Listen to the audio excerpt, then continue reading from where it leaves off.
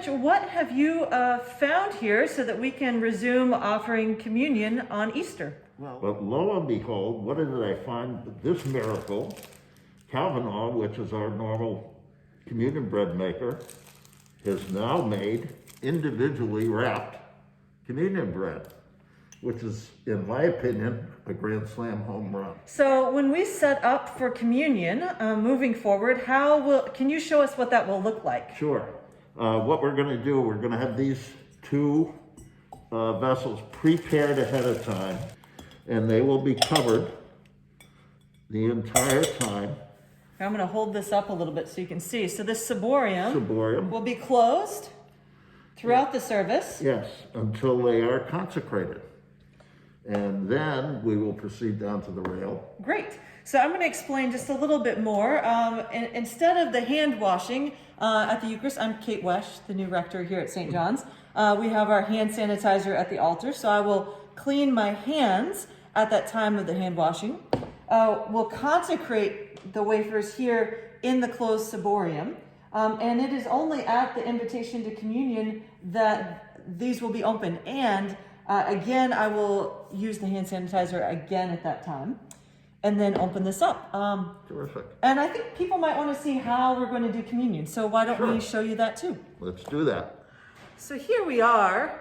When it's time for communion, I'll come down and stand here at the rail, and we'll invite people to come forward. Now, people will need to come forward following these handy arrows in the aisles, remaining socially distant by household. So if Rich is sitting here on the inside, he would come forward. If he was with somebody from his household, they would come together.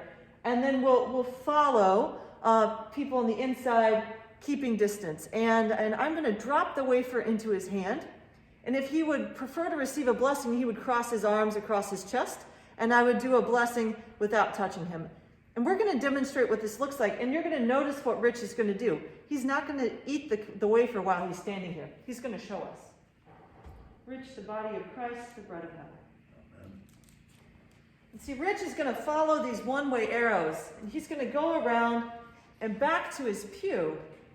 And then once he's back in his seat, he's simply going to slip his mask forward a little bit. Once he's opened that wafer, he's going to consume the wafer, and he's going to stick that trash in his pocket. So that's how we're going to do communion here together. There he goes.